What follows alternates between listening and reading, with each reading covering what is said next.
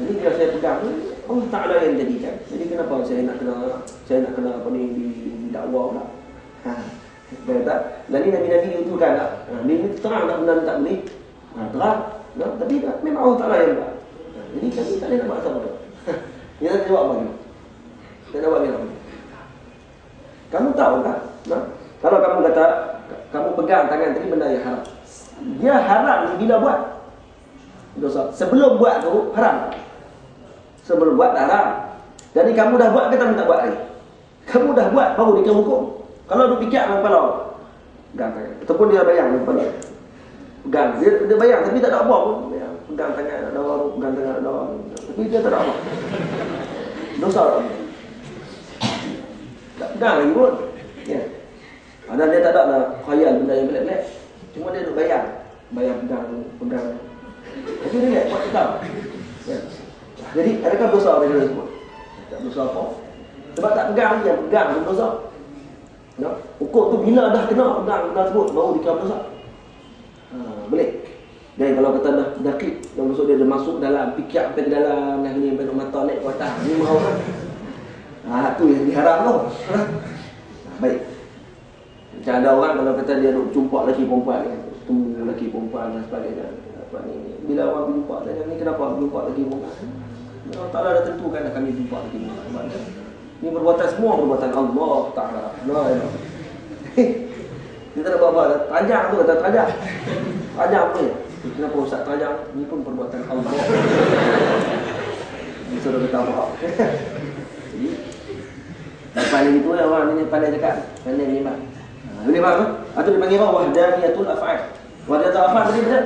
Wahdaniyatul af'al, wahdaniyatul zat, apa ni?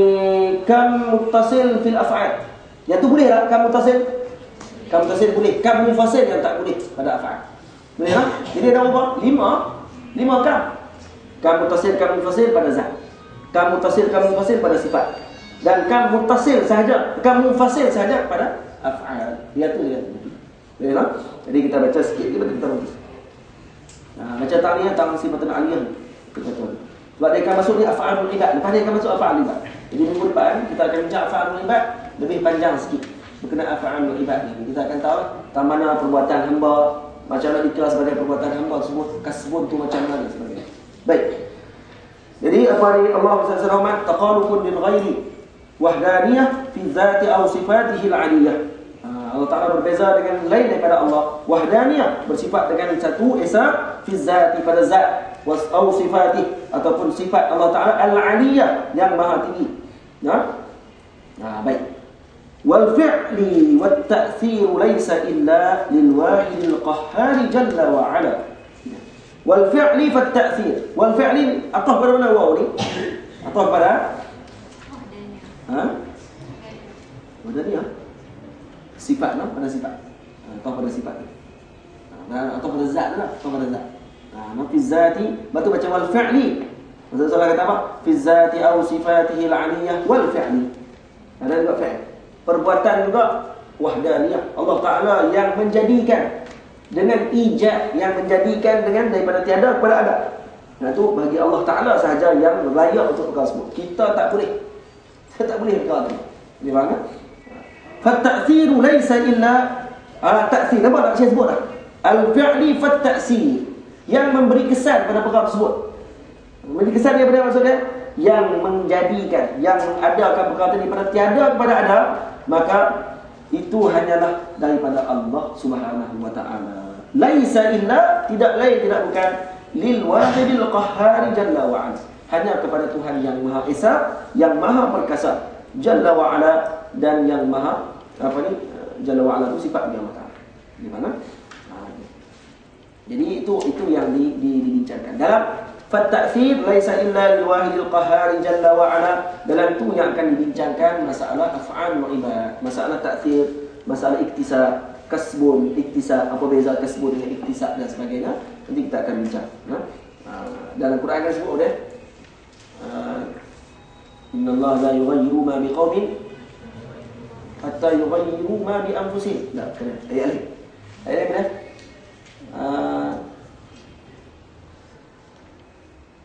Allahumma kasab kasabat.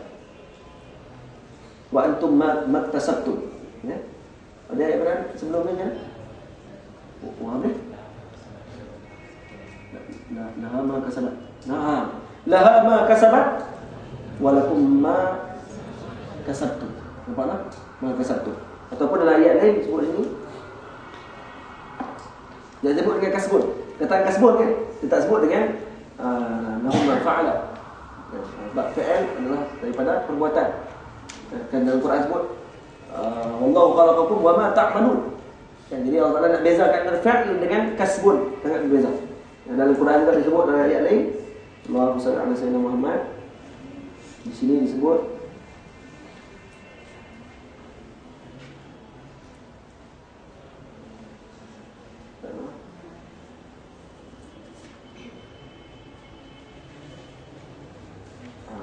sebut apa dia?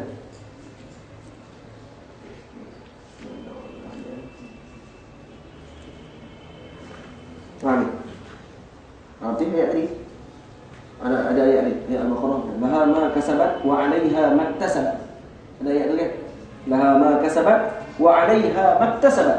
Apa beza kasabat dengan iktasabat? Iktasab dengan kasabat, berbeza.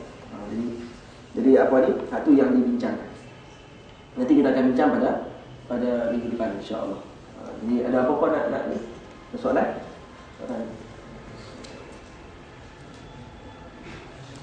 Saya ingat bahawa ni tidak nak bawa tadi ayat Bi'ru Asfan kan, yang saya ambil daripada Makkah Al-Mukarramah, insya-Allah minggu depan. Assalamualaikum warahmatullahi wabarakatuh. Bagaimana jika ada yang bertanya Allah di mana? Allah ada mana? Jawab Allah berada di mana-mana. Bolehkah diberi jawapan semikian? Tolong mengatakan Allah berhajat pada tempat. Jazakallahu khairan katsiran. Jawapannya tak boleh juga jawapan. Orang yang kata Allah Ta'ala di mana-mana, orang yang kata Allah Ta'ala bertempat, dan Allah Ta'ala kata di mana-mana pun tak boleh. Dua-dua tak boleh. Boleh faham? Kedua-dua jawapan dia tak. Yang betulnya Allah tidak bertempat. Jawapan. Katanya Allah di mana? Allah di mana-mana. Oh, mana boleh. Tapi itu dalam lubang hidung kan? Lubang hidung pun di mana-mana. Di mana? Tak hidung. Di lubang hidung. Kan di mana waktu soalan kan? Jadi maksudnya Allah Ta'ala dalam lubang hidung. Mustahil. Habis itu di mana-mana. Jamban pun mana? Di mana kamu buang air? Di jamban. Maksudnya di mana? Jadi adakah termasuk tempat tu? Jadi mustahil Allah Ta'ala di mana-mana. Boleh faham? Allah tidak bertempat. Jadi wa huwa kana haitsukan. Allah Ta'ala dengan keadaan yang azali lagi. Tidak bertempat. Jadi orang yang kata Allah Ta'ala di mana-mana, Allah Ta'ala bertempat, semua dia tak betul. So kalau macam budak-budak tadika yang tanya macam mana? Budak tadika tanya. Budak tadika tanya. Mereka kata Pak Wahabi ni akidah tadika ni. Tak dia perlu Allah Ta'ala bertempat. Jadi kita kata akidah ni akidah tadika. Jadi apa ni kalau orang tanya kepada kita, kalau budak-budak kecil tanya, Allah di mana? Allah di mana? Atau kata ustazah pun kenapa dia jawab? Ustazah kenapa dia jawab? Dia jangan terus jawab Allah Ta'ala di langit. Walaupun sebahagian ulama berpandangan boleh pada kanak-kanak. Kenapa? Karena dia tidak boleh tak bayangkan. Saat dia bayang tak ada pun. Dia kata Allah Ta'ala di mana? Allah tidak bertempat. Ya. Sifat dengan qiyam ta'ala bi nafsi la yahtaju ila al-mahal. Sebut gitu je lah, tak tu. Ya Allah tidak bertempat. Tapi tu Allah juga ni tidak bertempat. Langit kan tempat. Tapi tu Allah Ta'ala ada, kata tak? Dia kata dah dah. Batu sebagian ulama berpandangan kata kanak-kanak boleh untuk tunjukkan di langit. Menunjuk langit. Allah Ta'ala tengok ni. Tengok dia buat gaya-gaya boleh. Allah Ta'ala tengok tu buat elok sikit. Bukan bermaksud nak kata Allah Ta'ala di atas. Tapi budak tu dia kapal tu. Allah Ta'ala tengok dia nak buat. Bila duduk atas ni dia payah nak buat benda. Clear tak? Allah Ta'ala tengok. Saya dah tepi tu, kita tepi ni. Nampak? Tapi bila sebut atas, duk tunjuk tadi, maka budak tu pun kalau nak buat jahat, ni tengok buat atas. Dia tengok dia buat jahat, tengok. Nampak tak? Atau akhirnya budak-budak orang ni. Bila besar sikit, kena terang balik. Kena bagi mengaji balik. Lepas tu kena pengajian. Kena main mengaji pula. Tak boleh. Dia tak berharap dengan akidah budak-budak ni. Lepas tu kata pok-pok ni mengajak dalam tadika. Lepas tu dia mengajak dalam tadika, akidah dia pun tadika. Kan belakang tu ada fanfare kan dalam YouTube. Ada fanfare, ada tempat budak-budak duk main. Itulah akidah dia. budak-budak tadika. Ya, tadika mungkin bentuk. Ada lagi? Ada tak lagi? Ya, orang faham yang kata Allah di mana-mana pada Al-Quran, wa ma'akum aina ma kuntum. Ya. Baik, kalau kata gitu, ada sebahagian Pak Wahabi. Hak ni yang jawapan wa huwa ma'akum aina ma kuntum dalam ayat tersebut. Bila mana dijawab? Sebab Pak Wahabi kata Allah Taala di Arasy. Jadi orang kata itu macam ayat pula wa huwa ma'akum aina ma kuntum. Dia kata ada wa huwa ma'akum aina ma kuntum fil ilm. Dalam ilmu Allah Taala bersama-sama dengan kamu dengan ilmu Allah Taala. Oh, itu pula dah. Faham tak? Jadi sebab tu zahir ayat pun sangat bahaya kalau pegang. Orang yang pegang wa ma'akum aina ma kuntum dengan mengatakan Allah Taala di mana-mana sahaja. Jadi kalau kamu duduk dalam jamban pun Allah Taala duduk dengan kamu. Kalau maksudnya gitu Allah Taala bertempat dengan kamu. Faham tak? Yang tu pun mustahil masalah. Kalau yang kata Allah Taala di Arasy pun itu masalah. Kedua tu bermasalah. Sebab tu Pok Wahabi pun dia akan takwilkan wa huwa ma'akum aina ma kuntum dengan maksud ilmu. Tengoklah Pok Wahabi syarat. Semua orang kata wa ma'akum aina ma kuntum al-ilm. Fil ilm. Oh betul dah. Assalamualaikum Ustaz. Waalaikumsalam. Ada seorang Ustaz kat Malaysia cakap kita tak boleh nak malas-malas solat. Sebab sebenarnya perbuatan solat tu Allah yang jadikan. Maknanya Allah sembah dirinya sendiri kan? Kenapa pula?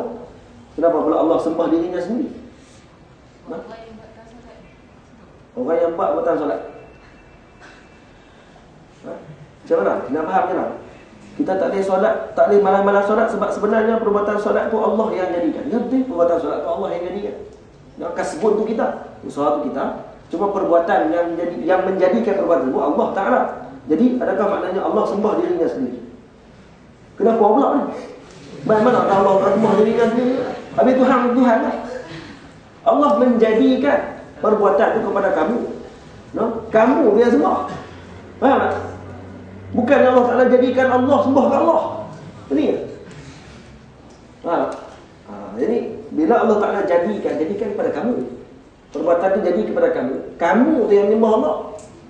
Bukannya Allah Ta'ala jadikan zat Allah Ta'ala untuk menyembah Allah. Tak? Faham tak? Faham tak? Allah Ta'ala menjadikan perbuatan pada diri kita. Diri kita ni, zat kita ni, kita ni yang menyembah Allah. Jadi apa kaitan dengan maknanya Allah sembah dirinya sendiri?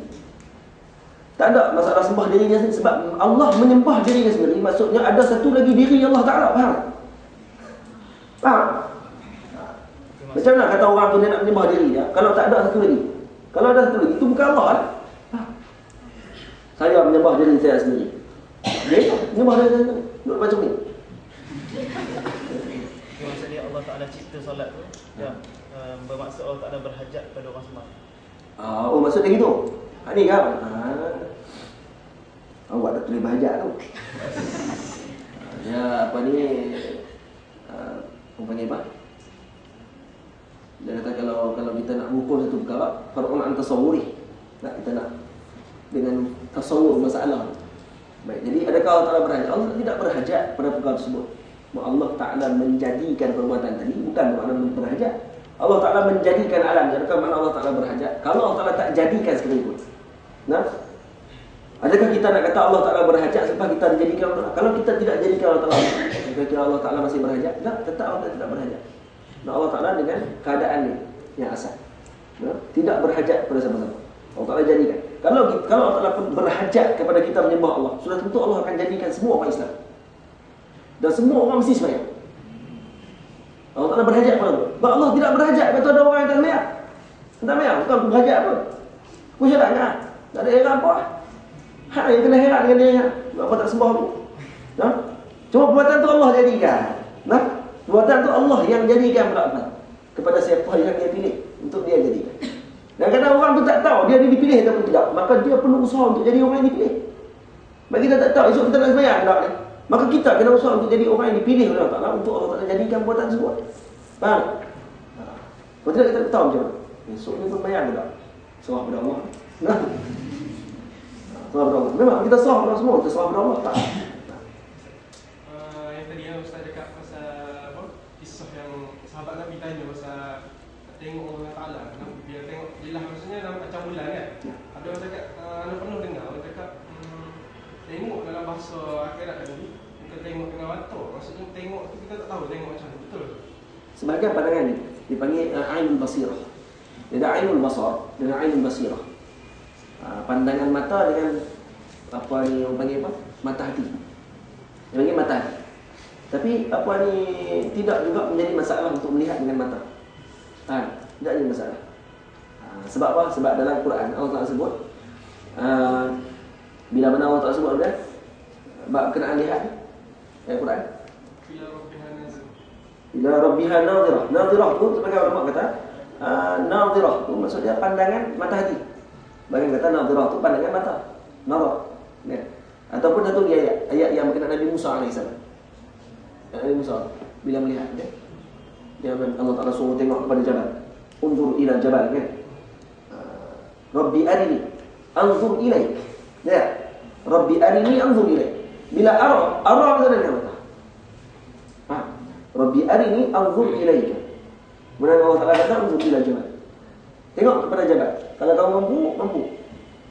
Sebab dulu ulama kata dalam ayat ni ada sir daripada maksudnya seorang Nabi Musa alaihissalam takjil, isti'jal dalam memohon kepada Allah untuk melihat di dunia. Sedangkan Allah Taala kata wahai Musa, sebenarnya ini adalah untuk Muhammad seorang saja. Kamu tak boleh tengok lagi di dunia, kamu hanya boleh tengok di akhirat ini. Di dunia hanya Muhammad SAW saja yang akan boleh tengok. No? Betul Allah Taala usul ila jannah. Tengok kepada dia. Sebab yang akan melihat Allah Taala di dalam keadaan dunia yang hidup, maka Nabi SAW seorang. Jadi bila Nabi Musa kata, Rabbi arini anzur ilaik, bila sebut arini maksudnya melihat dengan mata. Sebab tu dalam Quran Allah Taala sebut apa? Apa ni? Allahu Akbar. Ayat Quran berkenaan dengan melihat. Allahumma shalli ala sayyidina Muhammad. Ingat ayat. Wa huwa yudrikul absar. La tudrikuhul absar. Ya, la tudrikul absar. Wa huwa yudrikul absar wa huwa latiful khabir. La tudrikuhul absar. Kenapa Allah gunakan perkataan ayat ni dalam ayat ni tudrik? La ayat ni unzur ila jabal. Lalu ulama kata bila sebut unzur ila ni maksud dengan mata kepala. Bila sebut mata kepala, bila dia tengok di dunia, di akhirat lagi aula. Itu tengok dengan mata kepala. Dengan mata kepala ni dengan bidunil kaif. Dengan Allah Taala tidak ada cara macam mana untuk kita tengok. Tidak bertempat dan sebagainya. Itu maksudnya. Dan dalil Allah Taala suruh tengok kepada jabal, maksudnya perkara itu mungkin. Sebab melihat kepada jabal ini mungkin. Maka Allah Taala kalau kamu mampu tengok kepada jabal, maka kamu akan mampu tengok. Bukan bermakna Allah Taala duduk atas jabal. Tidak. Tapi Allah Taala nak kaitkan dengan mungkin. Mungkin nak tengok benar ni. Sebab bila Nabi Musa kata, Rabbi arini anzur ilaik. Wahai Tuhanku, boleh tak aku tengok kamu ya Allah? Maka Allah Taala tengok kepada bukit. Kalau kamu boleh tengok, insya-Allah kamu akan tengok. Apa maksudnya? Maksudnya melihat aku mungkin. Tapi dengan syarat kamu mampu tak tengok. Bukit tadi. Tapi Nabi Musa tak mampu tengok. Tak, dia pensat baru. Dia dapat mati, menghidupkan balik. Tapi dah ayat la tudrikul absar wa huwa yudrikul absar wa huwa latiful khabir. Tudrik tadi beza dengan makna nazar. Idrak maksudnya ya'lam ala jihatil kull. Kita mengetahui secara keseluruhan. Itu maksud idrak. Itu mustahil. Sebab tu kata la tudrikul absar. Mata tidak boleh untuk nak gambarkan Allah Taala macam mana, tak boleh. Sebab tu guna perkataan idrak. Allah Taala tak sebut la tanzurul absar. Nah, Allah Taala kata la tudrikul absar. Tidak boleh untuk diketahui secara jelas bagaimana zat Allah Ta'ala yang hakikatnya. Sebab hakikat yang betul tentang zat Allah sahaja. Lepas tu dalam Quran dia ada beza makna. Ara, idrak, nazar, ada makna yang berbeza. Tu kata dalil kata Quran bukan kalam makhluk, kalam Allah Ta'ala. Dalil kata tidak ada pertentangan. Kita akan melihat Allah, kita hanya melihat Allah dengan zahir yang kita nampak. Tapi dengan kunhi, dengan zat hakikat Allah Ta'ala, seorang pun tak akan ketahui. Hatta baginda Nabi SAW. Hanya yang mengetahui hanya Allah Subhanahu Wa Ta'ala sahaja. Allah yang mengetahui tentang hakikat zat Allah Ta'ala. Boleh faham? Itu maksudnya. Ada lagi? Faham? Makhluk asyarat. Dia termasuk salah satu. Dia ada bincang tadi. Dia ada mata kan? Aina. Lepas tu kaif. Lepas tu masuk dalam makhluk asyarat. Yang tu dia ada bab-bab lain. Dia ada dalam apa ni, Allah sifat-sifat lain yang akan masuk. Ada sifat qudrah, ya. Sifat apa ni, iradah, ya, ilmun. Dia akan masuk juga dalam makhluk asyarat. Makhluk asyarat pun kena mengaji. Makhluk asyarat. Dan sebagian makhluk sama'ah. Sebab makhluk asal dan kitab. Dalam tu kitab baru ni ya.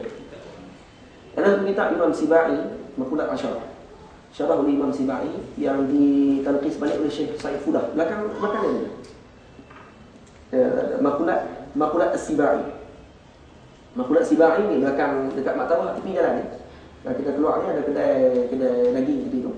Ya. Tepi kedai daging ada kedai sebelah sebelum kita masuk lorong yang pertama. Kedai-kedai tepi. Ada jual Makhluk Sibai. Kitab Syekh Said Fudah. Kitab mahal kan?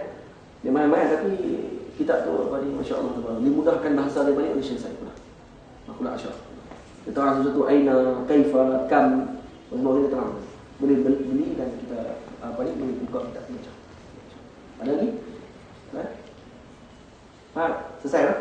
Hari ini kita tak tak menjisimkan Allah Taala insya-Allah. Tak ada orang menjisimkan Allah Taala tidak di mana-mana, Allah Taala tidak bertempat, tidak di mana-mana. Allah tidak bertempat. Itu maksudnya. Ya? La yahtaji ila al-mahal wala muqassis. Tak berhajat pada perkara tersebut. Jadi setakat itu dulu. Kita akan sambung minggu depan. InsyaAllah minggu depan kita akan start lepas Isyak. Minggu depan kita akan buat lepas Isyak. Macam macam Nisa waktu ni lah. Lepas Isyak tu terima Isyak tu kita akan start. Saya rasa lepas-lepas ni pun start lepas Isyak lah. Boleh tak? Saya start lepas Isyak lah lepas ni. Sebab lepas Asar ni oh dah tak? Syekh Jamal Maghrib sampai Isyak. Sampai Isyak. Elok-elok kan? Boleh sampai lepas Isyak juga tak? Kira sampai berapa tak tahu? Pukul 8 tu. Okey, kita start pukul 8 ni dulu. Lepas suku. Lepas setengah. Dia buat kan? Kan macam mana? 8. Maksudnya start lah pukul 7.30 pukul 8 ni kan? Kita berhenti start lah lepas Isyak lah.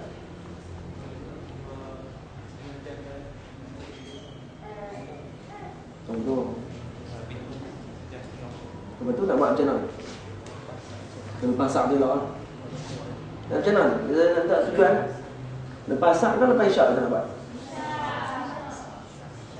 Mana satu? Isyak malam pendek kan? Dia takut jadi kita nampak macam yang lewat. Kita buat lepas Asar kan? Lepas Asar ni lah. Cuma minggu depan lepas Isyak. Sebab apa? Sebab ada kelas Syekh Muhammad Ibrahim. Kan? Minggu depan ada kelas Syekh Muhammad Ibrahim Abdul Ba'is. Kita apa ni Syama'il Muhammadiyah. Ada Syama'il lepas Isyak lah kita buat. Cuma minggu sekali dia kita akan bincang balik pada hari yang telah. Minggu depan tu nak kita bincang. Kelas itu kita buat. InsyaAllah kalau ni apa ni baru-baru ni kita ke Makkah Al-Mukarramah insya-Allah tabarakallah jumpa para ulama yang ramai dan moga-moga apa ni kita akan kongsilah pada kelas-kelas akan datang insya-Allah. Dan antara yang saya jumpa Syekh Nabil Ghamri. Kitab ni ada tulis Tariqah Saniyah. Dia ada syarah kitab Sunan Darimi. 12 jilid kitab Sunan Darimi syarah Syekh Nabil Ghamri. Mana jumpa? Ada di maktabah belakang Azhar. Maktabah belakang Sayyidina Husain tu maktabah apa ni Allah Selamat maktabah Abdul Wahab. Jadi itu ada dua kita ada. Yang insya-Allah menkibar ulama Makkah Al-Mukarramah. Anak murid Syekh Muhammad Alawi Maliki dan Syekh Al-Masyad, banyak ulama-ulama lain.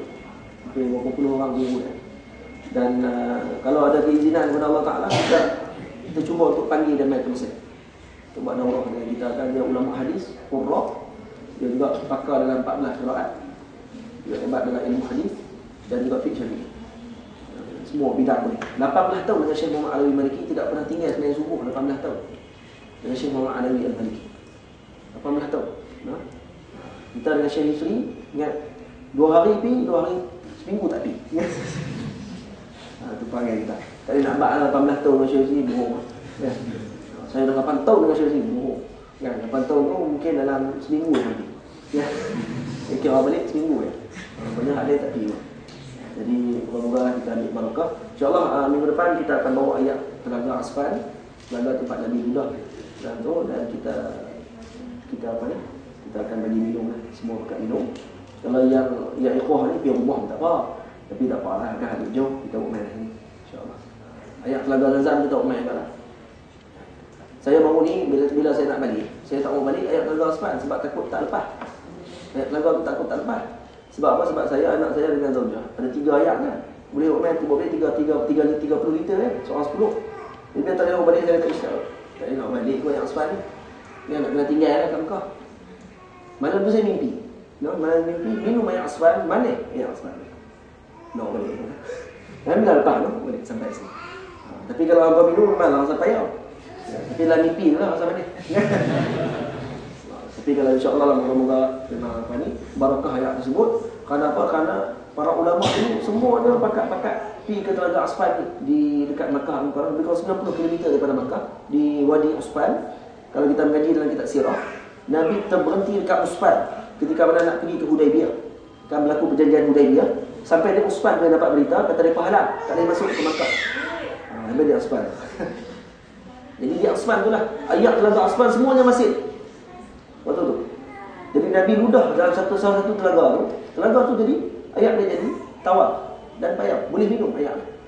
Ayat telaga lain semua kering dah tadi. Kecuali telaga tu sahaja yang masih berair sampai sekarang. Tidak pernah kering. Tidak pernah kering walaupun bersih apa sekali. Ayat tu tidak pernah kering. Ayat telaga lain semua dah kering dan ada sampah serat. Telaga tu saya tidak kering. Dan ulama-ulama tu Syekh Ismail Zain Al-Yamani dan ulama-ulama besar Syekh Hasan Masyar, banyak yang setiap tahun akan pergi ke sana beramai-ramai dengan anak-anak murid untuk ambil ayat telaga tadi, mandi di situ, ambil wuduk dan sebagainya. Moga-moga kita ambil juga sedikit daripada air ludah Nabi. Begitu juga air Zam-Zam. Air Zam-Zam juga diludahkan oleh Nabi SAW. Nabi pun ludah air Zam-Zam juga. Atau orang tanya kat kita, habis itu Ustaz, antara telaga Aspan dengan telaga Zam-Zam, mana lebih aula? Kita kata telaga Zam-Zam lebih aula juga. Sebab Nabi ludah juga Zam-Zam. Nampak tak? Telaga tetap tu lebih aula. Tapi telaga Aspan ni ada kelainan sikit. Sebab apa? Sebab khusus Nabi ludah ayat telaga ini.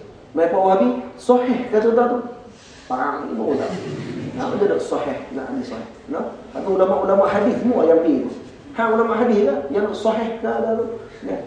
Ini semua ulama-ulama hadis besar semua pergi ke telaga tadi, minum air tadi dan semuanya kata situ tempat Nabi ludah. Tiba-tiba mai yang kita pun tak kenal. Duduk di mana pun tak tahu mai cerok mana, tulis dalam Facebook tadi, sahih ke? So dilayan lah pokok gitu. Jadi mengarut pening kepala. Betul dia tulis kat dalam Facebook dia, sahih ke cerita ni? Malah aku layan. Ya, dan pun tidak sahih. Dia bila sebutlah hati sahih ke, dia dah syak dah, maka dia tidak akan dapat barakah tersebut. Tapi kita yang yakin dengan perkara tersebut. Sebab apa? Sebab perkara ni mutawatir. Ulama-ulama semua tahu perkara tersebut. Orang yang tak tahu jadi masalah. Semua orang tahu bahawa Tuhan ada. Tiba-tiba hang orang, Tuhan betul ke? Ada jadi pun. Orang dengan bicara ni tu. Dan kita jadi itu tak? Tak ada heran lah. Sebab hang seorang kami nak jadi syak. Suruh buat taik lah kan. Memang kami tak layan lah. Tolak bukan jatuh dan telaga, jatuh dan telaga yang tak ada. Sebab jatuh dan telaga yang tak ada minum. Jadi busuk pula. Wallahu ta'ala alam. Assalamualaikum warahmatullahi wabarakatuh. Bismillahirrahmanirrahim. Alhamdulillahirabbil alamin. Wassalatu wassalamu ala asyrafil mursalin wa ala alihi washabbihi ajma'in. Rabbana atina fid dunya hasanah wa fil akhirati hasanah wa qina adzaban nar. Rabbana hab lana min azwajina wa dhurriyyatina qurrata a'yun waj'alna lil muttaqina imama. Sallallahu ala sayyidina Muhammadin wa ala alihi wa sahbihi wa sallam. Alhamdulillah.